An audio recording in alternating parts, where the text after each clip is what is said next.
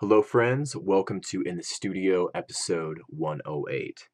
Today we're going to discuss the mixdown, one of the final necessary steps you need to take to finish your track.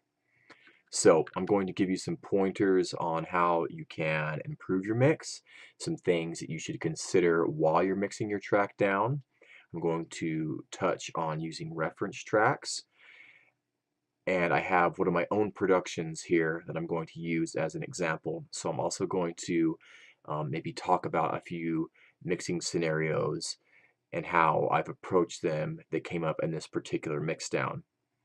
So let's get right to it, shall we? I think this is a very, very important step in the process, and it should not be taken lightly. So here we go. A couple weeks ago, I made a little video showing you how to bounce out stems when I was getting ready to actually mix this track down. So I'm going to let you watch that really quick, and I'll see you in a second. Now, the first step is actually bouncing out the stems. So I thought that I would touch on this for those who might not know how to do it, for the beginners. So there's a couple ways that you can bounce out the stems. The first being when you go to File and Export. Let's say I want to export a wave, for instance. Let's go to the desktop and I'll just call this test.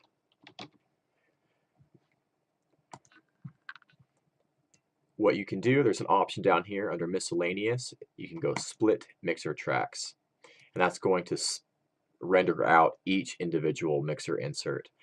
I don't like to do that personally because in my mixer, in my routing, there's certain, I just don't want every single track bounced out. I want to pick and choose which tracks that I actually want as a stem, so I'm not sifting through a bunch of tracks that I in the end don't need.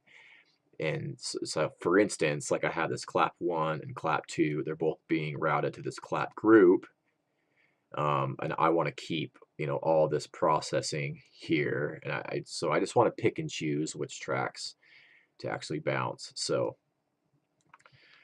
yeah, what I'm going to do then is do that. So I'm going to select each track that I need by just hitting this little icon down here. So I want my kick bus, and I'm just going to go through. I'm going to pause the video and just select all the tracks that I need. So I'll see you in a second. All right, everyone. So I have selected all the tracks that I need for the mixdown. Selected them, armed them all for recording. And now what I'm going to do is go here, disk recording, and render to WAV files. So I'm just going to go ahead and do that. I'm going to pause the video again. I'll see you in a second. Welcome back, everyone. All right, so I just finished rendering out all the stems.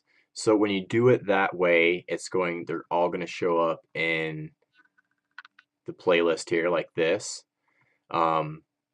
So what I would do then is I would go into my recorded folder. That's where all of them will be located. And then I'm going to open this by just right-clicking and go open. I'm going to take all of these stems we just bounced and cut them and then place them in a new folder. So for each track, I have a specific folder. I have a subfolder for the stems, a subfolder for the project files, and a subfolder, and then for all the renders as well. So I'm going to put these in the stem folder for this particular track. It's untitled. I don't have a name for it yet, so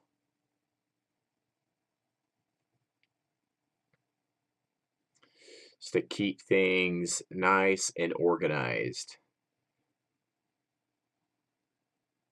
That way, if I ever want to maybe like recycle one of the parts, if I ever want to like remix it or go back to this project, I know where everything's at.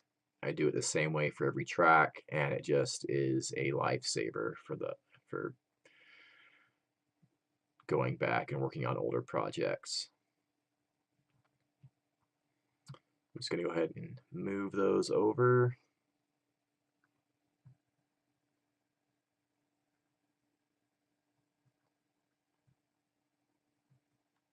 Cool. Those are all moved over to the proper spot. I can just get rid of all these now. So you can also, in the options audio, let's see, the project settings here, you could set your data folder for each particular project. So all of the slices and renders and things like that will go into one particular folder. And sometimes I do that, but I didn't in this case, and you do that right here under the project tab.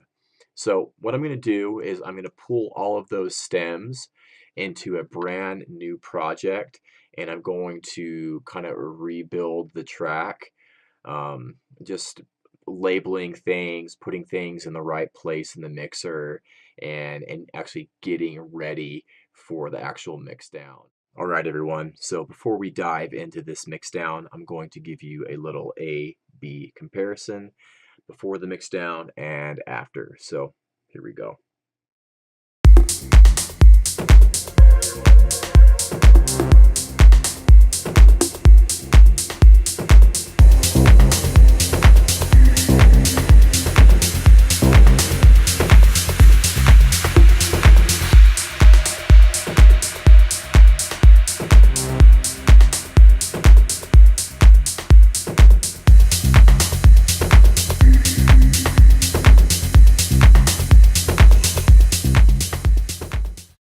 All right, everyone, let's dive into this mix down, shall we?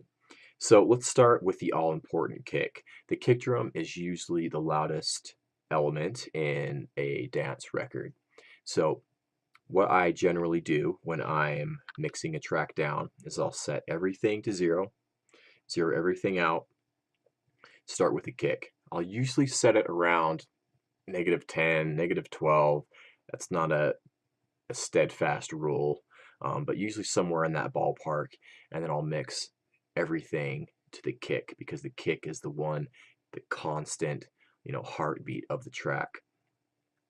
I usually, when I hear in other people's mixes, and I've definitely been guilty of this before, is the kick being way too loud, the bass being way too loud, or the kick and the bass being way too loud, and that just eats up all of the space in the mix. So be careful when you're setting these levels.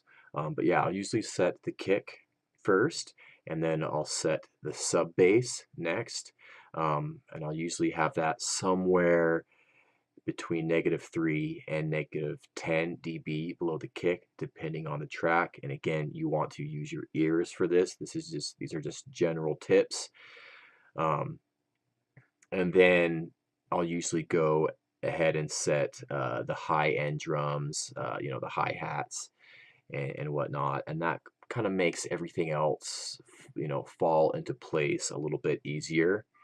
So I took a little snapshot of this track here with the analyzer, and so usually kind of when you end up, you want something like this. You want, your kick and your hats to be almost, level with each other, and have this nice dip in the middle where your vocals will sit, your leads will sit, and things like that. You get that classic kind of almost smiley face curve, which is very typical of club records, club tracks. If that's what you're going for, then, and again, this is just a general rule. You want to mix with your ears, not your eyes. So this is just for, that extra visual help, especially if you're mixing in a less than ideal room, or if you're using headphones perhaps. It's just nice to kind of reference and see where you're at as far as levels on the analyzer. So that kind of brings me to my next point, and that's really utilizing all of your listening, your playback devices. So Obviously, hopefully you have a nice pair of monitors that you can use. But also, I think it's important to switch back and forth between your headphones and your monitors, and maybe you have like a second pair of monitors that you can really see where you're at on all these different listening, platforms and environments. So if you have access to multiple pairs of headphones and monitors, use them in the Mixdown and switch back and forth. Another thing that I think is super important is not mixing too loud. I try and mix at a very low level actually, and my thought process behind that is if I could make it sound, nice, big, and full, and I could hear all the elements really clear at very low levels, then when it is turned up, it's gonna sound even better. So I try to mix at lower levels, and then occasionally I'll listen to it for like louder bursts for like 30 seconds to a minute, just to see where it's at a loud level, then bring it back down. And that also preserves your ears. Your ears do get tired, and they actually turn themselves down. So mixing at lower levels will help you mix for longer periods of time without getting ear fatigue. Um, let's see here. Another thing that I wanted to talk about was using a reference track. So I have my reference track up here. Um, this is why I have a PreMaster track. So I usually, in this particular case, I do have plugins on the master, um, but a lot of times I won't. I'll actually just put them on the PreMaster, like any compression or any like limiting whatever it may be. I'll put it on the PreMaster track, so I can just run this reference track through just the master, and it's not being affected by any of my processing. So that's why I have my PreMaster. But it's good to, A/B, maybe just the low end. Maybe you can just put, an EQ on the master, roll everything off, above 300 hertz, and A/B back and forth between the reference track and your track, and kind of see, his or hers relationship between the kick and the bass, and how things, you know, are interplaying with each other, and really like really listen, really analyze, and whatever track you've chosen, to see where the levels are sitting, and it'll really help you um, you know get a clear picture of where you need to head with your track. I mean, and that's really all I have to say about referencing. Just kind of make sure that the volumes are roughly matched, and yeah, just do some A/B comparisons, maybe filter out certain frequency bands. If you're using this analyzer here, the span, which I just had pulled up, so in here you can actually hold, I believe it's control, and then you can sweep back and forth and just solo certain frequency bands, which is very handy if you want to just to listen to the low end, or so. Yeah. And then, once you're happy with your track, and I think it's important to take it out of the studio, listen to it on earbuds, listen to it in a different space, in a different environment. And usually, if things aren't quite right, you'll instantly know. Once you get out of the studio, you're in a different space, you're in a different environment. It's so much easier to really hone in on those little details that need to be fixed. Write those down. Write them down, and then next time you're in the studio, go down the list. Boom, boom, boom, boom. Take care of that. This is a little bit too loud. Turn it down. I need to pan this over a little bit more. Do that. Whatever it may be. But taking it out of the studio really helps. And then again, once you're happy with it, you feel like you're there, let the track chill for a bit. Either let it chill for a couple weeks and give yourself some time to come back and listen to it once more to really make sure that you're happy with it before you send it off to get mastered, or you master it yourself. There's been times where I've just gotten a little bit too excited about finishing a track, and I gave it some time, or I got it mastered, and then I realized, oh, there's a couple things that I want to fix. So I had to fix it and then get it remastered. Just a big pain. So just give yourself some time. It's not a race. It's not no rush. You know, you want to make sure that you're 100% happy with it. Or you can also send it out to some colleagues or friends that are knowledgeable with music production that can give you some honest feedback with your track as well. Okay, so that's kind of my 2 cents on the Mixdown. All right, let's have a closer look at this project here. I'm going to run you through a couple different mixing scenarios that came up in this particular track. So the first one I want to talk about is this deep rolling percussion groove. And I really like this. In the track, it really gives it that deep, low, mid energy. It just kind of rolls along throughout the whole track pretty much. But I thought it was clashing with the bass a little bit too much, so I've just filtered it up as the bass comes in, so you can hear that here.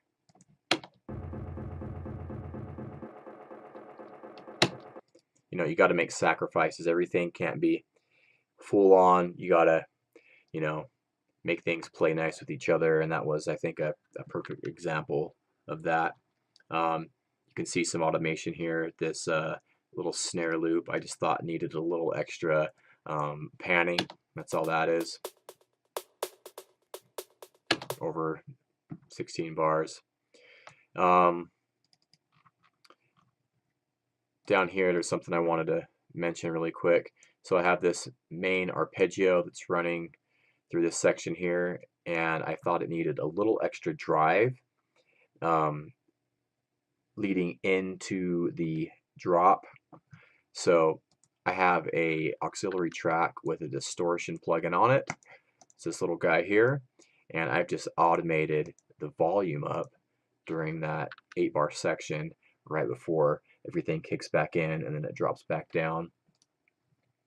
I mean, for the most part, everything for me, all the majority and the bulk of the work is done in the arrangement phase. So when I'm doing the mix down, it's mostly just about getting those levels right, making little panning decisions, maybe, you know, fine-tuning EQ, maybe doing a little bit of compression here and there, just to squeeze the last, you know, 5–10% out of each sound. Maybe I'll make a few variations, like I've done a couple different little variations on some of the effects, and I've just made copies of it and then processed it a little bit differently. And then also sometimes I'll do some adjustments on the stereo image as well. So I have an example for that. So I thought the bass was a little bit had too much stereo information, and it was kind of muddying things up a little bit. So I actually used the ozone imager and made everything below 200 hertz mono, and even pulled in the low mids a little bit too, just to control those a little bit more. And also, let's see, what else did I do on the bass? Just rolled off a little bit of the very low end to make room for the kick. And yeah, so yeah, that's just a little insight into this track here, which I actually have a name for it now. The track is called Elements, and it will be out shortly on Spotify and all other major platforms, so I'll keep you posted on that. And then if anyone's interested in having me mix down their track, I would be happy to work something out with you. So at the moment, I don't have any like Fiverr gigs or anything. I'm going to set those up shortly. But if you want me to master and mix your track, hit me up on one of my socials. The links are down in the description, and I'd be happy to work something out with you. So hopefully you learned something here. Please leave me a comment or question, and I'll catch you soon. Take care.